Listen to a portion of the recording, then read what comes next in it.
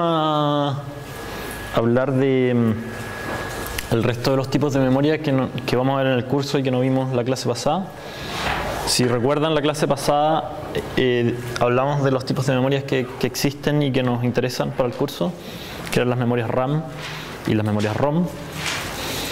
Dentro de esas habían otras clasificaciones y solamente vimos una, que son las SRAM, Static RAM, ¿cierto? Vimos que se ponían en tablas donde en cada fila había una palabra y después con eso podíamos ir construyendo más memorias poniéndolas como de nuevo una super tabla.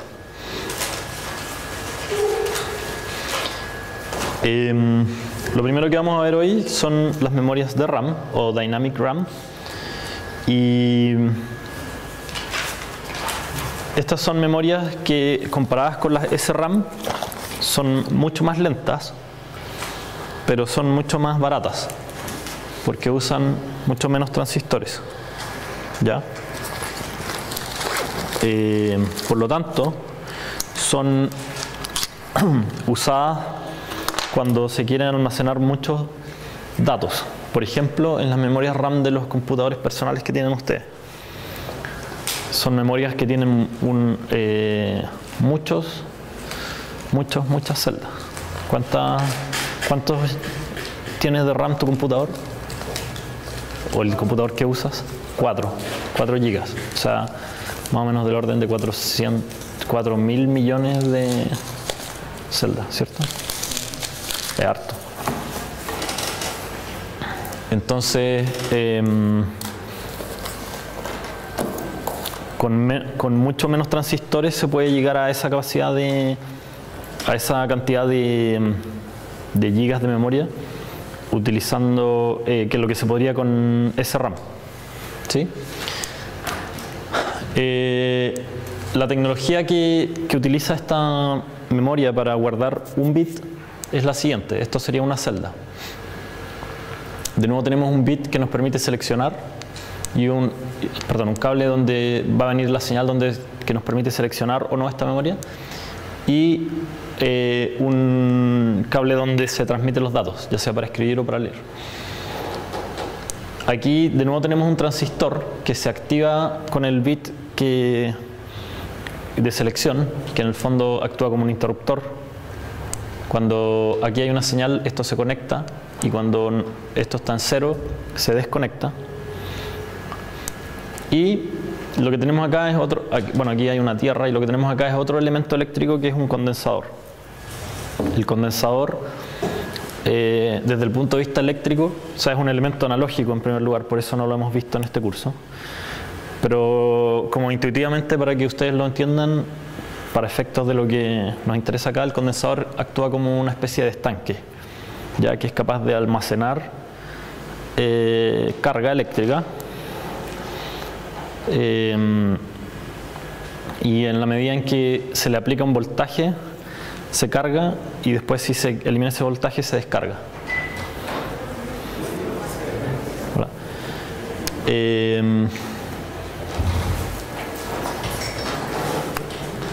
Ahora, dependiendo de la capacidad del condensador, esa carga o esa descarga va a tomar más tiempo, ¿ya?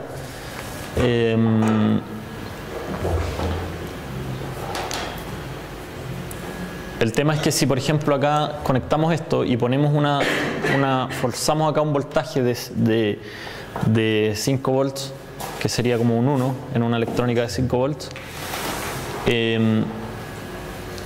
como aquí hay una tierra, el condensador se va a cargar, ¿ya? Va a quedar cargado con 5 volts en este extremo de acá y 0 volts en el extremo de acá. O sea, va a tener una diferencia de 5 volts. Y por lo tanto, si después nosotros desconectamos esto, dejamos esto abierto y todas las condiciones que tenemos ahí son perfectas, que no es así, y ya vamos a ver que de hecho eso tiene algunas consecuencias, lo que debería ocurrir es que ese voltaje se debería mantener acá, ¿ya? Como dijimos, es como que actúa como una especie de estanque, ¿ya? Con dos entradas móviles que pueden generar un potencial. Entonces acá tenemos una entrada a 0 volts y otra entrada a 5 volts. y lo que va a ocurrir es que esto se va a llenar. Hasta aquí estamos forzando a que se llene y por lo tanto hay una diferencia potencial. O sea, todo esto es una diferencia potencial. O sea, esta es una diferencia potencial, ¿verdad? Ya. No quiero ir tan en detalle a las cosas físicas, pero en la práctica, para lo que nos interesa a nosotros, cuando esto se desconecta, esto queda cargado y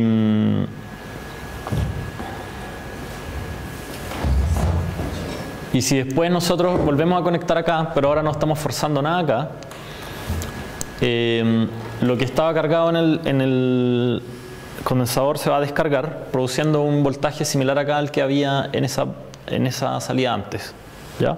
Durante un cierto tiempo. Entonces la descarga del condensador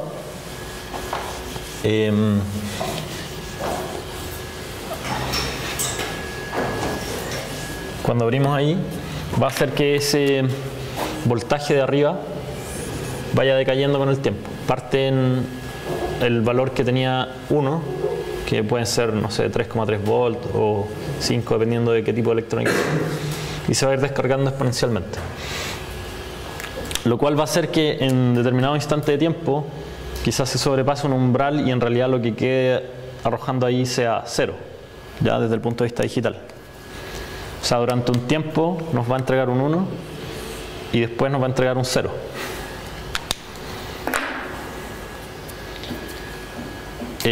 Lo cual implica que la lectura es destructiva. ¿Ya? Vamos a ir viendo estas cosas de a poco. ¿Hay alguna duda respecto a cómo funciona la celda? Si después nosotros aplicamos un 0 acá, el condensador se va a descargar muy rápidamente y va a quedar con 0. Y después, si lo cerramos, va a quedar con 0 y si lo volvemos a abrir, vamos a leer 0 ahí. Eso está garantizado. Por lo tanto, esta celda nos permite escribir unos y ceros y después leerlo.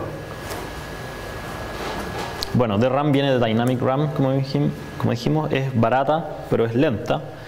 Es lenta en términos de que además la lectura va a tomar más tiempo, adelante, va a tomar más tiempo de lo que tomaba en la SRAM. Su gran gracia, como dijimos, es lo económica que es, porque cada bit, cada celda solamente tiene un condensador y un transistor. Ahí está el transistor y ahí está el condensador.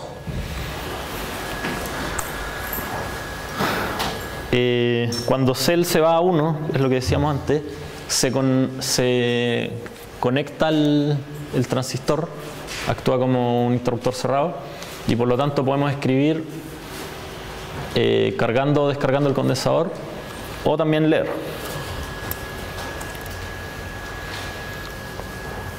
Cuando cell se va a 0, esto se desconecta y el valor que estaba guardado ahí se mantiene por algunos milisegundos.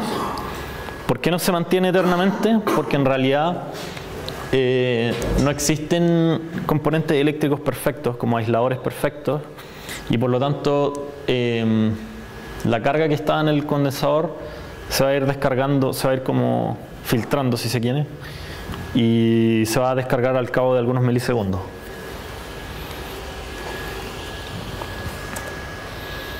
Para poder leer también tenemos que poner cell igual a 1 y la lectura es destructiva por este fenómeno que decíamos acá.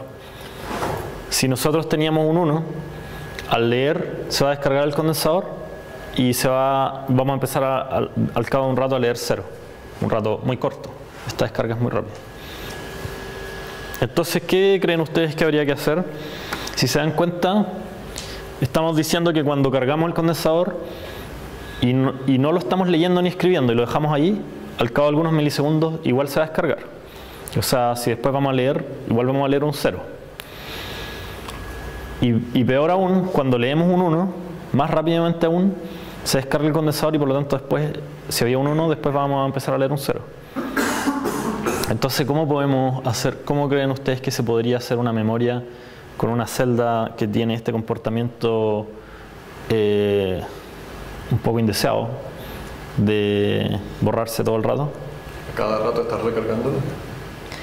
Exacto. Lo que hay que hacer es todo el rato estarla reescribiendo.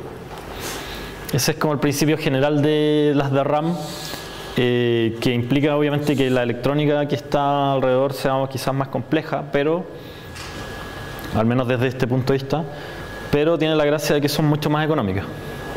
¿Ya?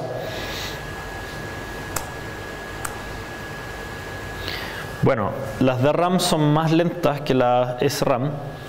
Tienen un tiempo de acceso de entre 60 y 70 milisegundos versus 10 a 20 milisegundos de SRAM, al menos cuando se hicieron estas diapositivas. Quizá ahora eso ha cambiado un poco. Y como decía Enzo, cada 4 milisegundos se reescribe toda la RAM, ¿ya? Para evitar que se pierdan datos. Hay algunos formatos distintos. Los SIM viene de Single Inline Memory Module y DIMM viene de Dual Inline Memory Module.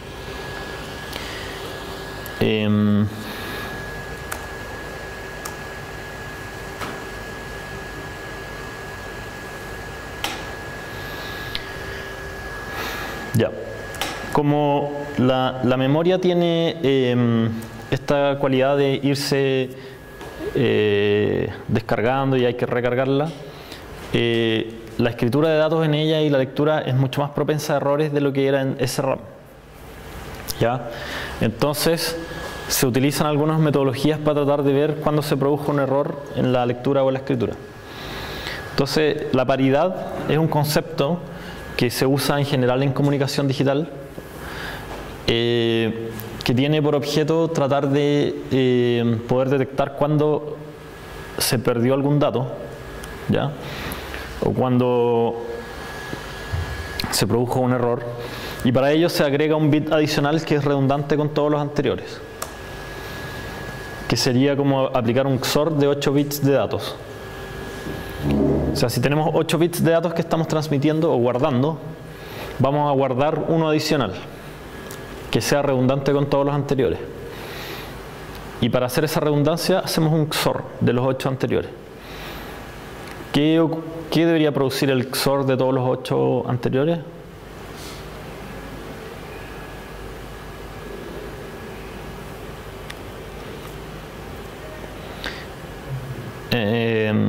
Quizás no lo hemos definido, pero en realidad o quizás el XOR de los 8 datos anteriores no es muy intuitivo con respecto a lo que hemos visto hasta ahora, pero la idea es que tomo los dos primeros y hago un XOR, y después del resultado hago otro XOR con el tercero, y así sucesivamente.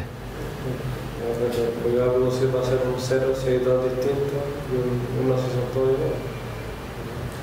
No. ¿Ah? Al revés sería, son todos iguales, haría un 0. No.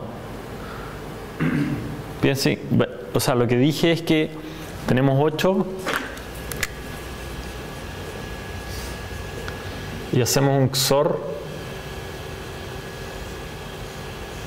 Me parece que así lo habíamos dicho. Entre el primero y el segundo, y después entre el resultado y el tercero. Después. Y así sucesivamente, entre el resultado.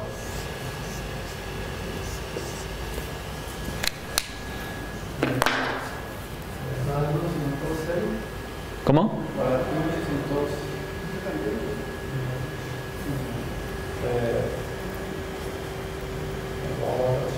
¿Ah? Estoy acordando de cómo sea el XOR nos da 1 si son iguales y 0 si son distintos. Claro. No, al revés. 0 si son... 0 si son iguales y 1 si son distintos. A ver, supongamos que estos dos son 1. ¿Qué va a arrojar el XOR? 0. Y si después tenemos puros ceros en adelante, ¿ah? 1, 0, 1, 0, 1, 0. No, porque aquí arrojamos un 0, después un 0, cuando son iguales da un 0. Aquí un 0 va a dar un 0 y así sucesivamente. O sea, al final va a dar un 0. ¿Sí? Ahora, ¿qué habría pasado si en vez de acá haber 2 1, acá hubiesen 2 0? ¿Cómo? Si fuesen todos 0 también sería igual que el caso anterior. Claro, ok. Ahora si tenemos puros ceros para allá, yo pongo un 0 y un 1. 0 nos daría 1. Da un 1 al final, ¿cierto? ¿Cuántas ve que cuantos unos sean pares o impares? Ya, exactamente. Lo que nos va a decir esto Y los unos son pares. es si la cantidad de unos que hay es par, nos va a dar un 0. Y si la cantidad de unos que hay es impar, nos va a dar un 1. ¿Cierto? O sea, si hay un puro 1, esto nos va a ir arrojando 0 hasta que lleguemos al 1, ahí va a arrojar 1 y después con todos los otros ceros se va a quedar el 1. Pero si hay otro 1, en el fondo cuando se juntan dos pares de 1 se anulan y vuelve a 0. Pero si vuelve a aparecer un 1, vuelve a ser 1 y así sucesivamente. Entonces si hay una cantidad par de 1, nos va a entregar un 0 y si hay una cantidad impar de 1, nos va a entregar un 1. Y ese es el bit que vamos a guardar en el noveno bit. Y pasa lo mismo con los ceros, ¿no? Si tengo puro 1 y un 0, también me da 1.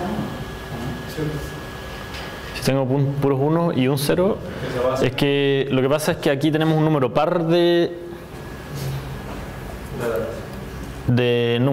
dígitos. Por lo tanto, si en la cantidad de 0 es impar, la cantidad de 1 es impar. Pero no necesariamente es así. Ahora, lo que hace cambiar el valor son los 1, no los 0. No, tengo muchos 1 y tengo 0 aquí dentro de 1. Ese va a ser que va a ser la diferencia. Claro, No, po. para efecto de este problema, como No, po. un 1 o un 0, porque tengo la cantidad impar de 1. Si tú tienes puros 1, los 1 van haciendo switchar el valor todo el rato. Y los 0 lo mantienen constante. Y si parto con 2 1, ¿qué me da? Eso me da un 0. ¿Sí? Y si de repente tengo un 0 metido entre muchos 1, pues gracias a ese 0 voy a tener un 1. O sea, es que el problema es ganar algo para los 0 y para los 1. Porque como son pares. A ver, mira.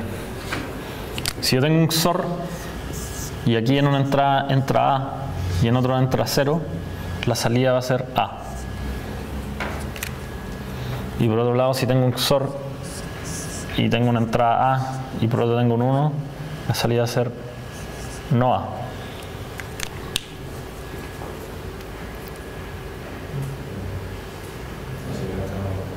¿Sí? Entonces los ceros, la cantidad de ceros que haya no importa. Lo que va a determinar cuál es el valor final es la cantidad de unos. ¿Sí? ¿Qué pasó?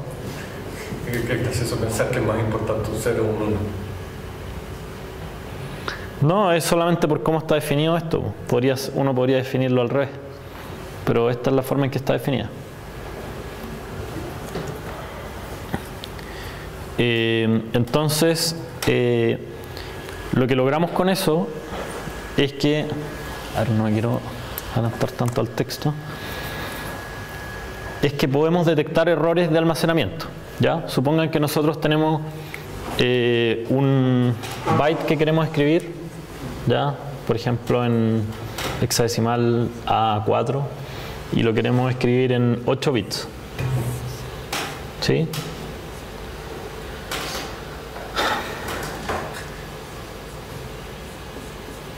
Pero estamos asumiendo que eventualmente alguno de estos se puede perder. Entonces le agregamos este noveno bit, que es una función de todo esto.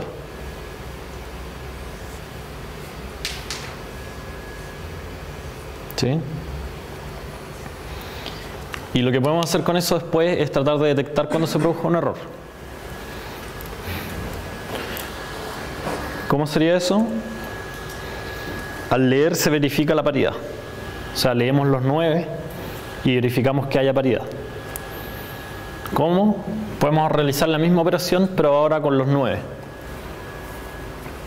Entonces, si todo está bien, deberíamos leer un 0. ¿Ya? Porque si había un número par de unos, nosotros vamos a tener un 0 en el otro. Por lo tanto, el número total de unos va a ser par dentro de los 9 bits. Por otro lado, si había un número impar de unos, nosotros en la paridad íbamos a tener un 1 y luego al agregar ese 1 van a volver a ser par. ¿Sí? Entonces, ahí podemos saber al tiro. O sea, al leer los 9 siempre deberíamos leer en la paridad un 0. Si leemos un 1, lo que sabemos es que hubo un error de al menos un bit. En realidad, si no coincide, bueno, decimos que hay un error de paridad, ¿ya? Y en realidad la paridad lo que nos permite es saber la paridad de los errores. O sea, si nosotros leemos un 0 en la paridad, lo que sabemos en verdad no es que no hubieran errores, sino que hubieron un número par de errores. Ahora, la probabilidad de que haya 0 errores es muy alta. La probabilidad de que haya un error es muy baja, pero todavía es significativa. La probabilidad de que haya 2 errores ya es muchísimo más baja. Entonces, si nosotros decimos que hay una... y así sucesivamente, ¿cierto? Si nosotros decimos que sabemos que hay un número par de errores, sabemos con una altísima probabilidad que ese número par de errores en realidad sea 0 errores. ¿Ya? Lo mismo cuando leemos un error, o sea, la paridad impar, sabemos que el número de errores es impar, pero como las probabilidades van decayendo también tan rápido, lo más probable es que en realidad haya un error. Hay otros tipos de códigos que no vamos a ver en el curso, que son códigos que permiten detectar los errores pero además corregirlos. Y para eso, al aplicar alguna operación, el código nos indica dónde está el error, además de decirnos que hay un error. Por supuesto que para poder hacer eso, estos códigos tienen muchos más bits redundantes. ¿Ya? Nosotros acá estamos usando un bit redundante para la paridad de 8. Y por supuesto que esos bits redundantes tienen un costo. ¿Ya? Si tú tienes 4 GB de memoria y estás introduciendo un bit redundante por cada 8 bits de memoria, en el fondo estamos diciendo que estás introduciendo 4.000 millones de bits redundantes. Son hartos transistores, o sea, es caro igual. Si además le agregas uno más o dos más, es mucho más.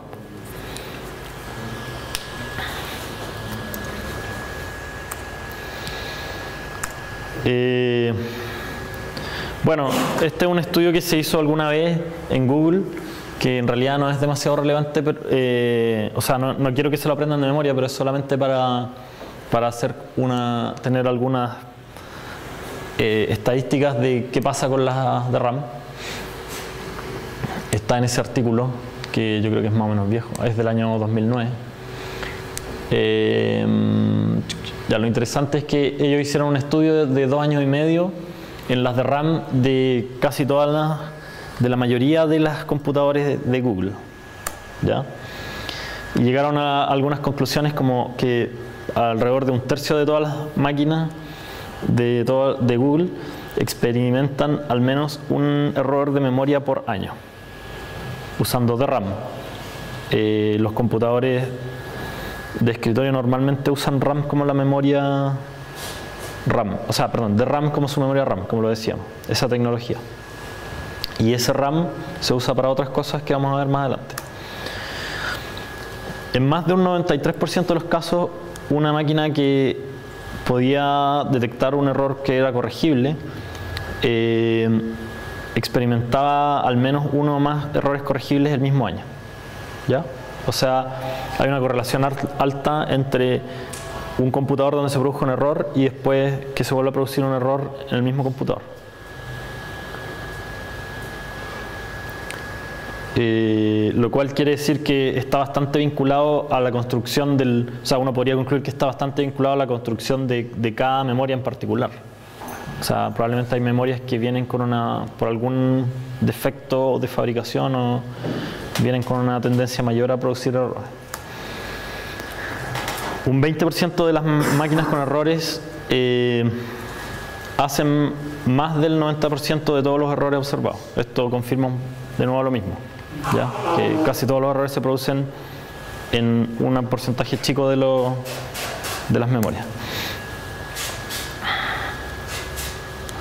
Los errores, las tasas de errores en las DIMM son un promedio de 3,7 errores corregibles por año por DIMM.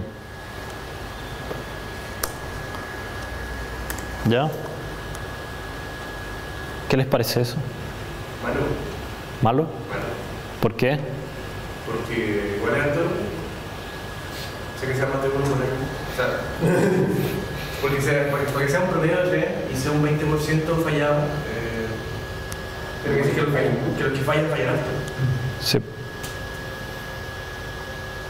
Así es. Ahora, igual no tenemos mucha información sobre la muestra, o sea, podría ser que ese 20% sean computadoras del año de la pena. Claro. No sé.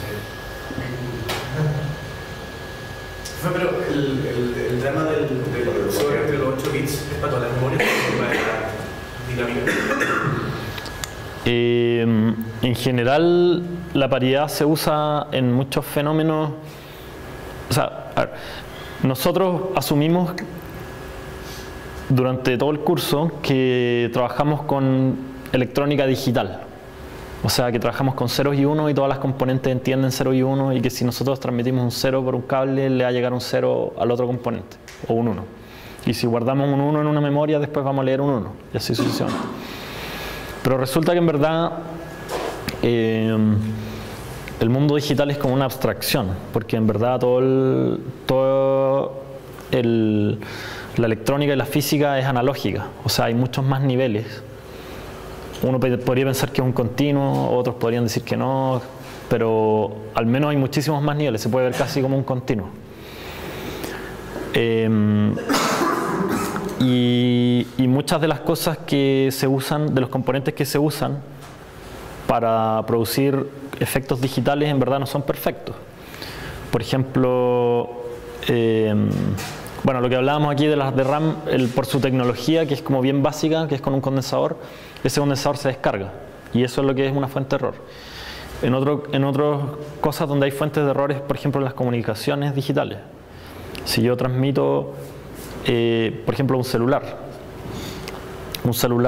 se supone que transmite una señal digital, pero en verdad lo hace a través de una señal analógica y va por un canal que es el aire, que está súper lleno de otras señales, ruido, etc. Y por lo tanto está súper propenso a tener errores en el camino o en la lectura, digamos, a que lo que se lea no sea exactamente lo mismo que está acá. Entonces hay toda un área que está absolutamente fuera del alcance de este curso, pero quería mencionarlo un poco, que es el cómo detectar y poder corregir eventualmente esos errores utilizando algunas técnicas. Precisamente la gracia del mundo digital un poco, por ejemplo en las telecomunicaciones, bueno, y también en esto, es que ese tipo de errores se pueden de alguna manera detectar y corregir, ¿ya? Cuando uno intenta trabajar con señales analógicas directamente, el corregir esos errores es mucho más complicado, porque estás tratando de leer en un continuo, mientras que acá estás tratando de leer en un 0 o 1, entonces es mucho más fácil saber cuándo se produjeron errores y cómo arreglarlo. ¿Sí? No sé si contesté tu pregunta. No, mi pregunta era más enfocada en el tipo de calidad. ¿Ya? Se ocupa en otros tipos de cosas. Si se usan otros tipos de cosas, bueno, esa técnica y otros tipos de técnicas se usan, como te decía, por ejemplo, en telecomunicaciones. ¿Ya? Por ejemplo, la comunicación serial usa un bit de paridad.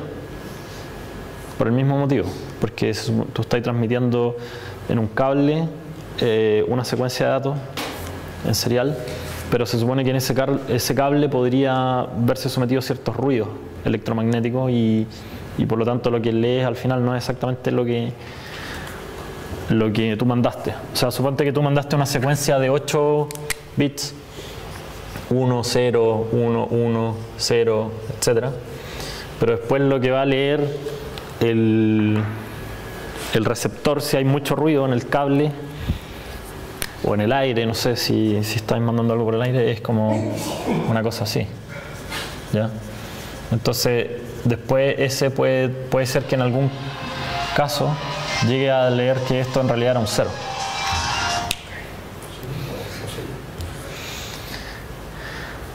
Y lo mismo ocurre acá con estos condensadores, ¿sí? Como decíamos, esta señal no es, cuando uno lee, no es un pulso en uno perfecto como uno le gustaría, sino que es esta señal que va decayendo exponencialmente. Por eso pueden haber esos errores.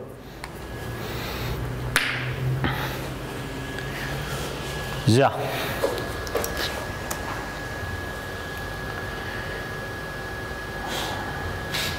Bueno, en las memorias de RAM la organización de las celdas es distinta a la que vimos en la clase pasada que había para las memorias SRAM, ¿sí?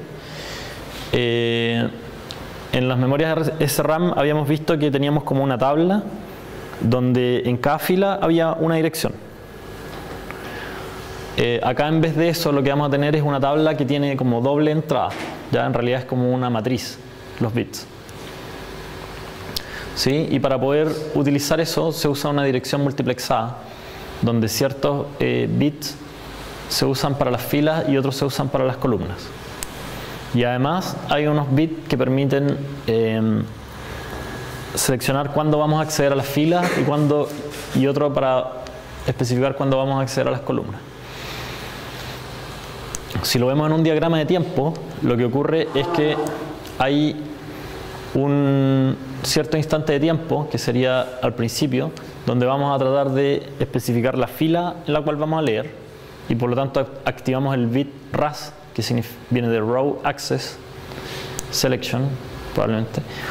Y en ese caso vamos a poner la dirección de las filas, ¿sí? Por otro lado, después en un instante de tiempo posterior vamos a setear el bit para seleccionar las columnas, el acceso a la columna, y acá en el bus de direcciones vamos a tener la dirección de las columnas. Y solo después de eso vamos a poder leer en el bus de datos, si además seleccionamos read, el dato que estábamos buscando. Al tiro lo vamos a ver con más detalle.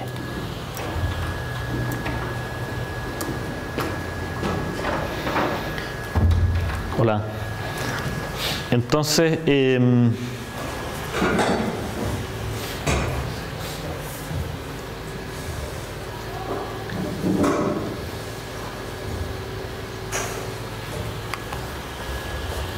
este dibujo de ahí se puede apreciar cómo es el circuito. Hay una matriz, ¿ya? Que es esta matriz de acá, donde están todas las celdas, ¿sí?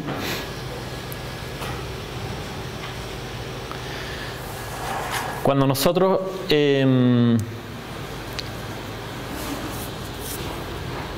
decidimos leer una fila, cuando nosotros decidimos leer una dirección, esa dirección se separa en dos partes, ¿ya? Se usa una cierta cantidad de los bits más significativos, que serían en este caso del 11 al 21, para seleccionar la fila, ¿sí? Y se usa los bits menos significativos, en este caso del 0 al 10, para seleccionar la columna. Entonces, y esto se hace en dos instantes de tiempo. Lo que se hace entonces es que en el primer instante de tiempo se toma lo que venía por el bus de direcciones y se guarda en un latch, que es el latch que guarda las columnas, ¿ya? Que guarda estos bits de acá,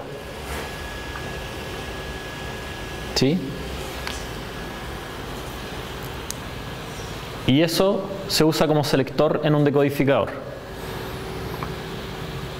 En este sentido, esta parte de acá es similar a lo que habíamos visto en SRAM, que era lo que nos permitía seleccionar la fila, ¿ya? Este decodificador selecciona cuál es la fila.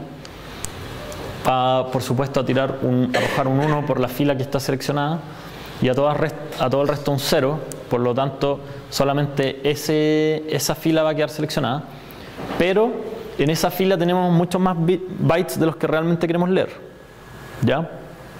Acá no tenemos, como en SRAM, solamente una palabra por fila, sino que tenemos muchas palabras por fila, ¿sí?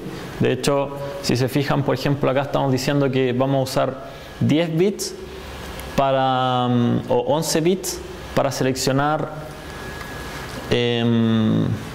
una columna dentro de esa fila. Por lo tanto, aquí hay 10 elevado a 11, 2 elevado a 11 posibilidades, o sea, 2 kilos.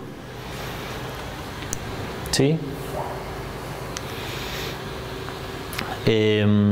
Y en el segundo instante de tiempo, cuando se habilita CAS, o sea, la selección de la columna, lo que viene acá en el bus de direcciones se interpreta como la dirección de la columna y se guarda en este otro latch de acá, con lo cual se alimenta a este multiplexor de acá, que lo que va a hacer es seleccionar una de las entradas que llegaron acá, que son 2 kilos, o sea, son alrededor de 2000.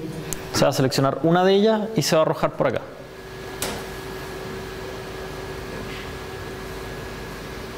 Por el bus de datos.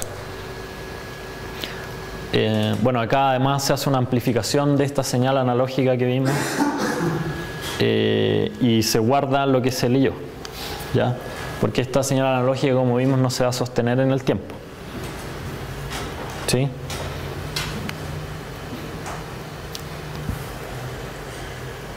¿Hay alguna pregunta? ¿Se entiende cuál es la diferencia con SRAM? Está leyendo a tener 2K por 2K de celdas distintas. Claro. No, pero aquí en cada intersección no hay solamente una celda, hay un byte. Un byte con todo. Hay 8 celdas, o 9 si hay paridad. O sea, hay un... ¿Cómo se llama todo el conjunto? ¿Un byte, no? Sí, en realidad no sé si hay otro nombre técnico, probablemente lo hay, pero no lo... O sea, hay 2K por 2K bytes. Sí. Y si se multiplican por 8 nos da la cantidad de celdas que tenemos, o 9 dependiendo. Sí. Pero el layout, ¿cuánto es la que nos entrega? El layout tiene el tamaño del bus de datos. Por ejemplo, una arquitectura de 32 bits va a tener 32 bits.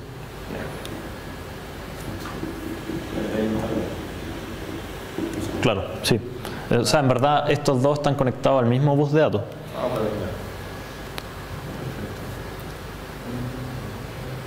Y para escribir, el proceso sería el mismo, solamente que el RS queda en 0 y el WR se queda en 1. O sea, parece mismo. Claro.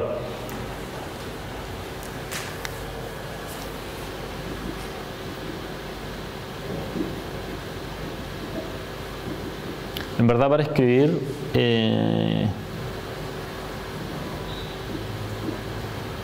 me parece que debería ser este diagrama de tiempo a la inversa.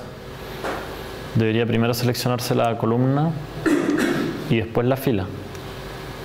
Pero no, porque van a aparecer por acá los datos y yo voy a querer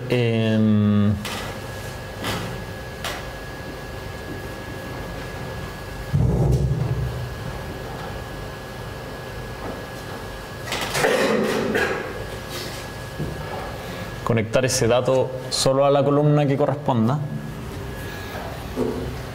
y después, cuando ya esté puesto acá, seleccionar la fila. Eso me parece al menos, pero la verdad tengo la duda. ¿Sí? ¿Por qué hicieron eso y no hicieron la misma forma que ese RAM?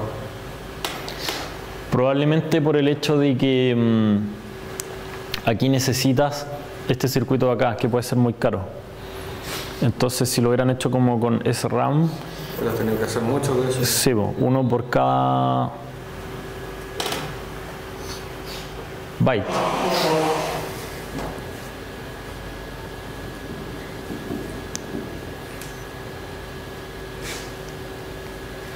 que es el circuito amplificador, latch, etc.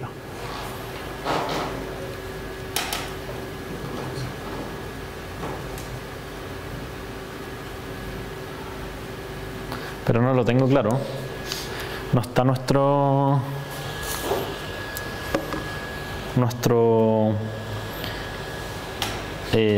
manager de consultas. Así que lo voy a anotar.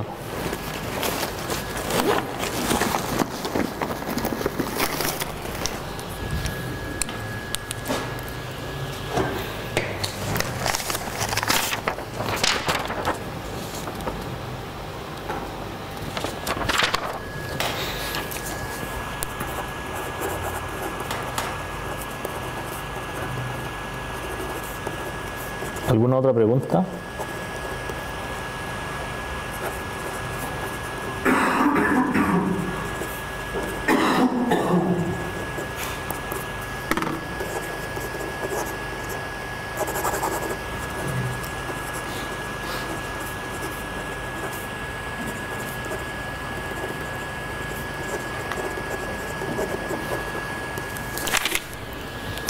¿Alguna otra pregunta? ¿Y en el esquema cómo recarga las celdas? ¿Sí? No, no. Eso se hace usando alguna electrónica que no está acá y eso está fuera del alcance del curso. Igual podríamos pedirle a nuestro... Yo no sé si es demasiado complejo, pero podríamos ver si hay alguna explicación más o menos simple. O sea, en verdad, todo lo que vemos en el curso en arquitectura física está hiper simplificado. Es para tener una cierta noción que nos permita entender por qué ciertas cosas ocurren de cierta manera.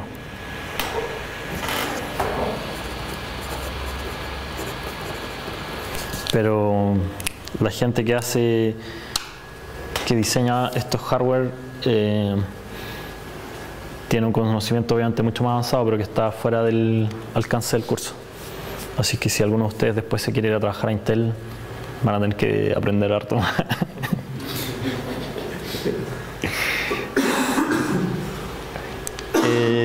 ¿Alguna otra pregunta de esto? Probablemente, si no tengo la respuesta, la podemos buscar después. Una pregunta muy... Eso que fueran 2K por 2K es como lo mínimo que se inventaron, lo primero que se inventó. Ah, no, esto es un ejemplo. Es un ejemplo que tenemos. Podrían haber muchas otras de muchos otros tamaños. Es solo un ejemplo. Pero históricamente, ¿cuál fue la primera que hicieron? No lo sé. Podríamos buscar eso también. Cómo ha sido la evolución histórica de ROM.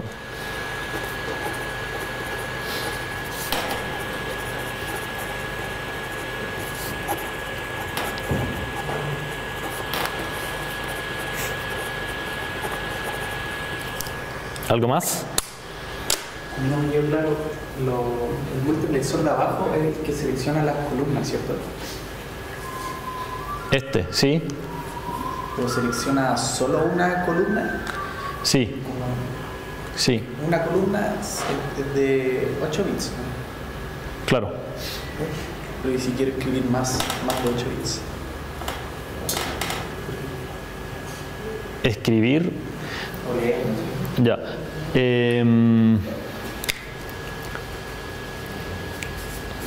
Ya, sí, entiendo tu pregunta, tienes razón. Probablemente, en realidad, las columnas tienen el tamaño de... O sea, o acá se selecciona una cantidad de columnas como para que que calce con el bus de datos. Si el bus de datos es de 32 bits y en cada columna tenemos 8 bits, en realidad serían seleccionar 4 columnas.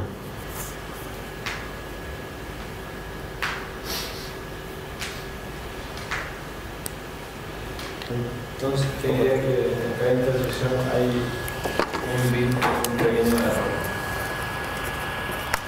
No, aquí no hay un bit solamente, el cable ese tiene más.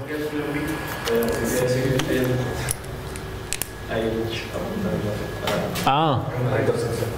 debería ser un byte o eso. Sí, creo que está pasando eso.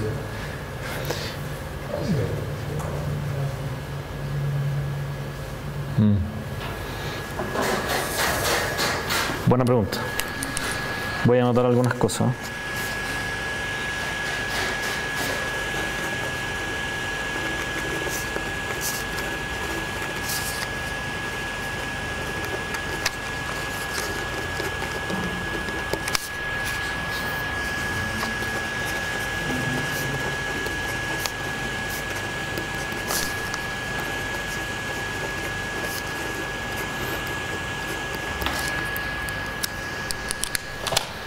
Déjame revisar una cosita.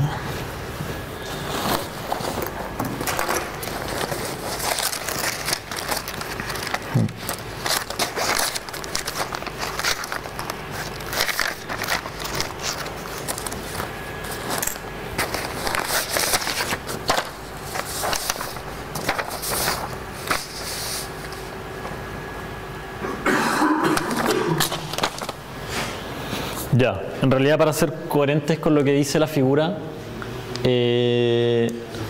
aquí debería haber en cada intersección solamente un bit, pero en dicho caso el número de columnas que se seleccionan deberían ser el número de columnas, el número de bits del bus de datos. Igual voy a confirmar bien si estaba bien la figura o estaba bien lo que yo estaba diciendo, ¿ya? ¿Alguna otra pregunta para aprovechar de sacar todas las, de revisar, de investigar todas esas cosas juntas? ¿Es siempre cuadrado la matrícula? Yo creo que sí, ¿no? Con esta construcción debería serlo, porque se usa la misma cantidad de bits para la selección de filas y la de columnas.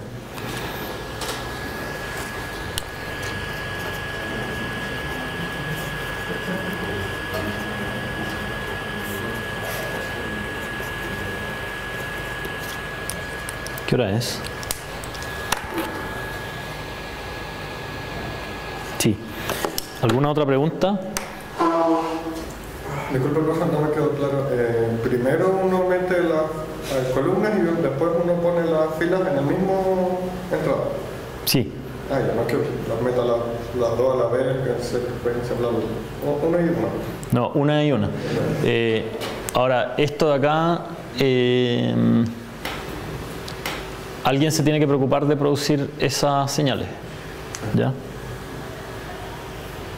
Que normalmente yo creo que debería ser un controlador que se conecte con este dispositivo.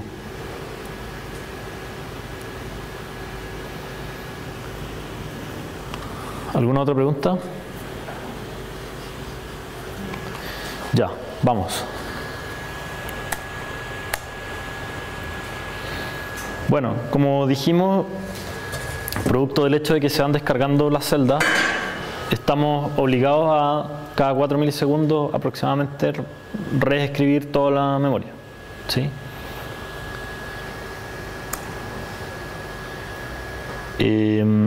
Se usan bloques de 8 bits por cada fila, ¿ya?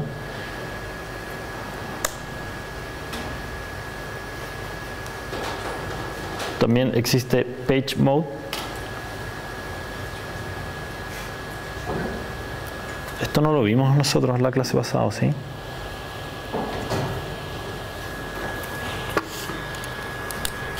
Ya, respecto a esto tengo la...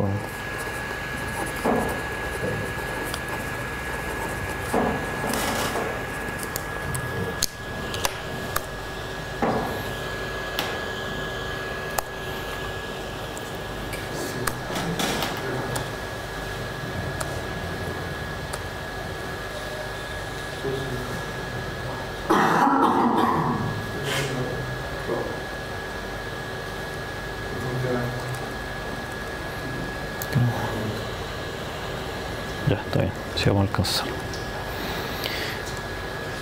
Ya, otro tipo de memorias de RAM son las memorias de RAM síncronas, donde toda esta operatoria de las filas y las columnas está controlada por un reloj, ¿ya?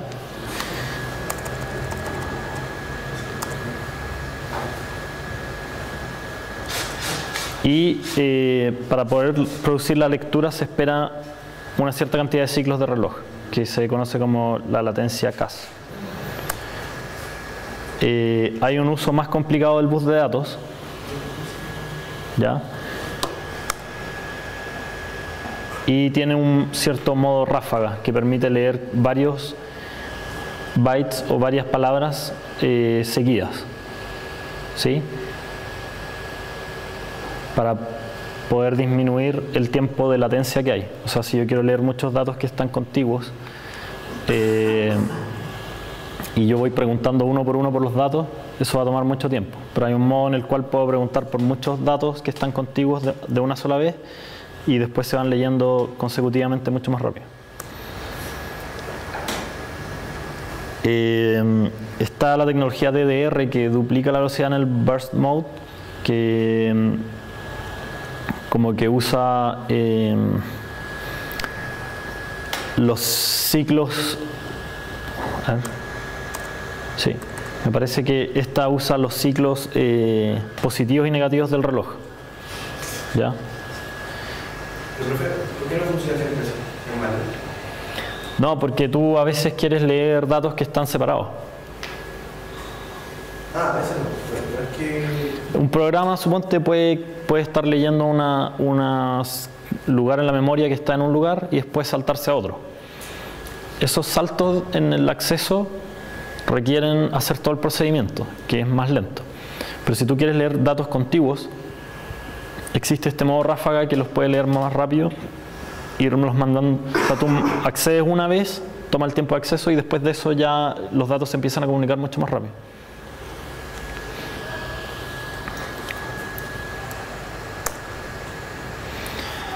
Ya. En la clase pasada también mencionamos que existen las memorias ROM, que originalmente viene de las siglas Read Only Memory, y aquí está la explicación. Estas memorias vienen grabadas de fábrica, ¿ya? O sea, el circuito viene hecho de manera que la memoria va a leer siempre lo que se quería que tuviera escrito desde el comienzo, ¿ya? No se pueden borrar ni editar y no se borran al apagarlas. Son lentas y se pueden usar para Bootstrap, que son el software que carga normalmente el sistema operativo en un computador. La implementación es esta, ¿ya? Si se fijan, acá no hay ninguna forma de escribir la memoria. Lo que ocurre es que cuando queremos tener un 0 escrito, lo que hacemos es conectar directamente la tierra a los datos, al bit de datos, y poner un transistor. De manera que si nosotros seleccionamos este bit, vamos a tener un 0 forzado porque vamos a tener conectado esta tierra en el bit de datos, ¿sí? Y si no, esto va a quedar desconectado, como en estado tri-state, ¿sí? Por otro lado, si tenemos un 1, una forma de implementarlo es directamente conectar el selector con el bit de datos. Entonces, si hay un 1 acá,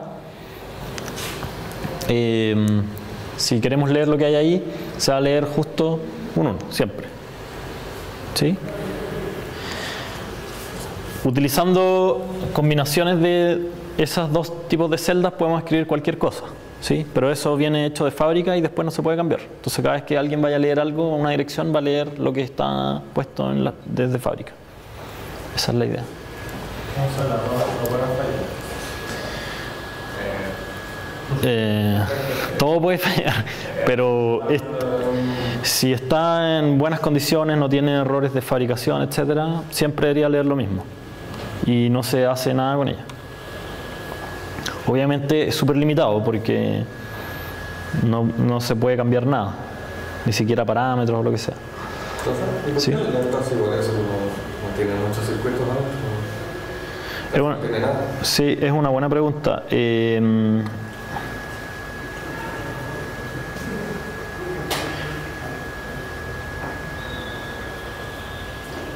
una buena pregunta.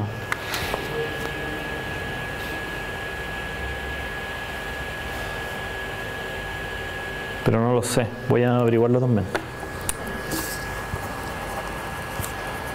¿Y es más barata también? Yo creo que sí, porque usan súper pocos transistores y elementos en general, no tienen condensadores tampoco.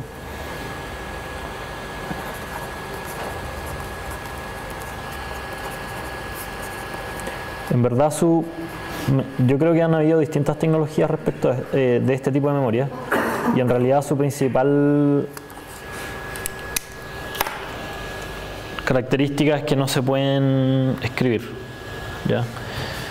Ahora, no sé cuál es la tecnología que se usa actualmente, pero voy a averiguarlo y lo voy a poner también, lo voy a postear en el foro. Bueno, luego, después de las ROM, que tenían esta limitación, se crearon las PROM, ¿ya? Que son memorias ROM programables, ¿ya?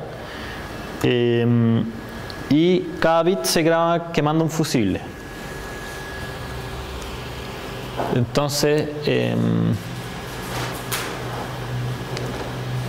acá, si se fijan, tenemos un fusible que los fusibles son lo mismo que un cable, pero que cuando pasa mucha corriente se cortan, ¿ya? Y cuando se cortan ya no conducen más, se transforman como un circuito abierto. Entonces, si ese cable no está, lo que deberíamos tener es algo parecido a lo que estaba acá.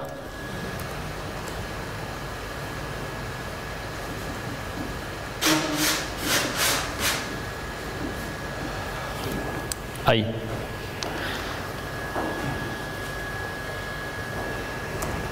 Y si ese cable está a lo que estaba acá. No, me queda una duda igual. Voy a anotar una duda mía.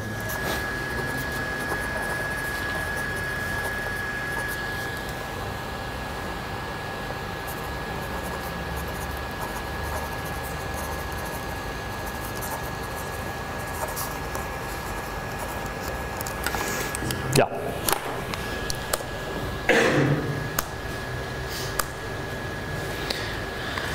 Obviamente estas memorias no se pueden regrabar porque el fusible no es recuperable. Una vez que se quemó, se perdió y no se puede recuperar nunca más. Entonces, si yo ya escribí un 1 en alguna parte, no voy a poder volver a poner un 0 ahí. Profe, ¿Sí? como lo que pasa con los CD, ¿no? O sea, Claro, pero es una tecnología distinta.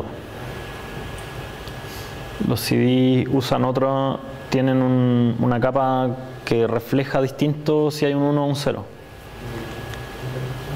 No conducen electricidad, ¿sí? Pero el efecto desde el punto de vista de que no se puede volver a regrabar es el mismo. Luego surgió una tecnología que permite borrar lo que está grabado en la memoria, que es la tecnología EEPROM, ¿ya? Que viene de PROM borrable o erasable. Y lo que ocurre con esta es que el fusible puede ser restituido con luz ultravioleta aplicada sobre una ventana de cuarzo, ¿ya? Ahí está la ventana, este es el chip ya de memoria y ahí hay una ventana. Entonces ustedes le ponen luz ultravioleta y lo que ocurre es que todos los fusibles que habían vuelven a quedar restituidos y por lo tanto se puede volver a escribir después de eso, ¿sí?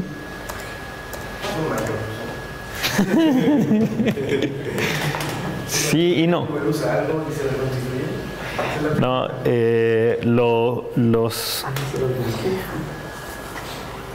toda la tecnología de semiconductores es bastante sorprendente en el fondo.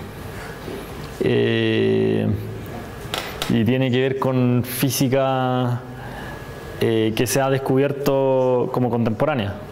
Entonces hay interacciones en el fondo entre la luz y la materia.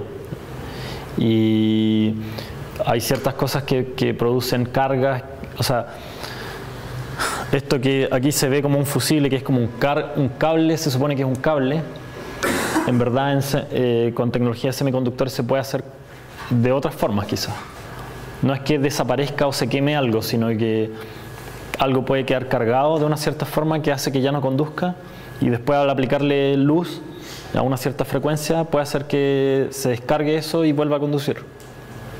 Yo no sé exactamente cuál es la tecnología que se usa, pero tiene que ser algo de ese estilo. Ese puede ser que puede grabar. ¿Cómo? Eso sería como decir que puede grabar. Claro, en realidad no sé cómo funcionan los CD regrabables. Si uno tiene un CD regravable y lo se puede borrar entero y después volver a regrabar, o es como que uno puede regrabar cualquier cosa, borrar un archivo y... Ah, ya, entonces sí, sería parecido a eso. Igual, por si a alguien le interesa más, voy a ver si podemos ver algo más de cómo es exactamente esa tecnología.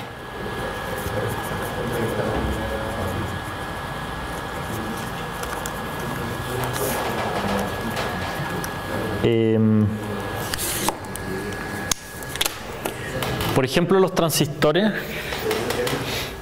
que son estos interruptores que tienen una compuerta. Hay varios tipos, pero en general lo que ocurre es que se aprovecha el hecho, por ejemplo los de campo, de que se puede poner un campo electromagnético, y eso sobre este semiconductor, que a veces conduce, a veces no. Y cuando hay un cierto campo electromagnético, ciertas partículas que están acá adentro se estimulan de tal forma que permiten que esto conduzca. Y si no está ese campo electromagnético, no conduce. ¿Ya? Y ese tipo de efectos se pueden a lo mejor dejar permanentes o no.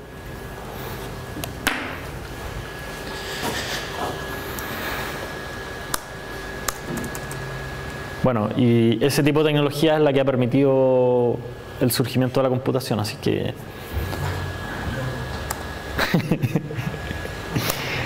si no, no estaríamos acá. Finalmente, como el problema de esta cosa es que